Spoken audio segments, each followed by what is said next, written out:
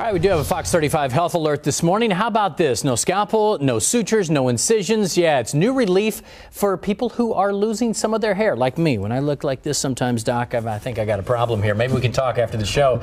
Joining me now to talk about the NeoGraft is Dr. Roger Basson, plastic surgeon. Good to see you once again. How are you? And also Ron Doria, NeoGraft patient. Good to see you down there. Good to see you. Let's start with you, Ron. Why did you decide, all right, I need to get something done here? It was, for me, I lost my hair in a very strange way from a car accident.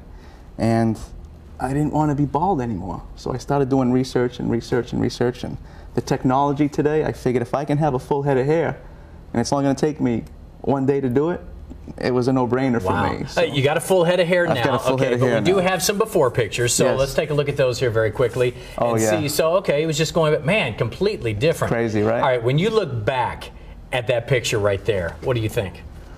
A guy that felt good on the inside and looked bad on the outside.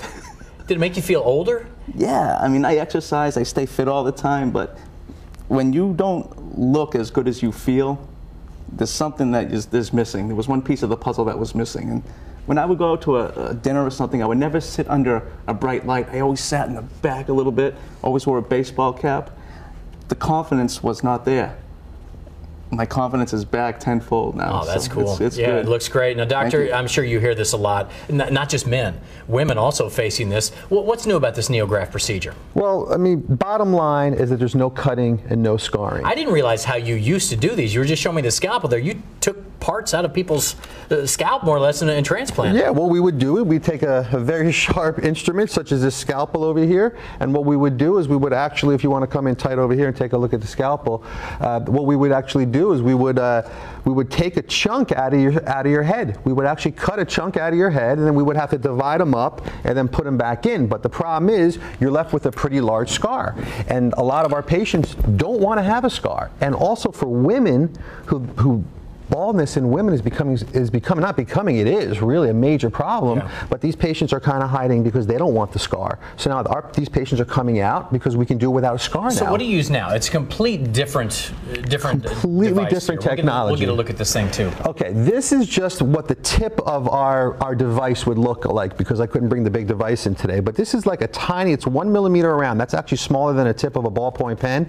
And what we do, this is connected to a kind of a computerized device. And what we'll do is we'll just punch little tiny hair follicles out. Okay. And so you take it from like the back up here, so yeah. You're using that to punch up in this area. Right, we're taking it from the donor area, which is always in the back, where we don't get typical pattern baldness, where the areas are very thick back here. We're punching out individual follicles randomly, only thinning it about 14%. Okay. Taking those little hair follicles, transplanting them back in. About 100% of them survive, which is better than the old style, which only about 70% survived.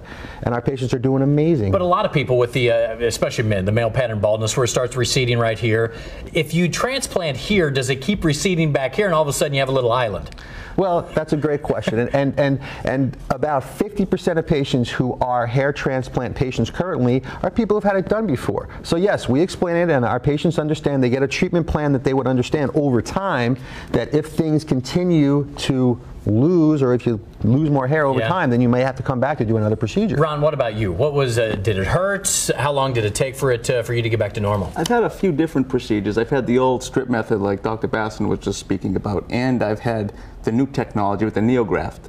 The NeoGraft, it's a walk in the park. You're back pretty much the next day. But don't people say, wait a second, man, you didn't have hair the last time I saw you. Do you get much of that? No, because it takes a long time to grow in. It's not like you walk out of there, boom, you have a full head of hair like a chia pet. It's not like that. It grows very slowly. By the 3rd month, the little hairs start to break the surface. 6 or 7 months, you start to get happy. 11, 12 months goes by, and you're it's done. there. Wow, forever. This is really interesting stuff too. And again, Dr. Basson, your website in case people want to check it out. Well, if anybody wants to check out the whole NeoGraft and what we're doing, I recommend they go to OrlandoHairMD.com. All right, we'll put it up on our website as well. Ron Doria, thanks, man. Good to see you. Dr. Basson, always a pleasure. Thanks for coming in today.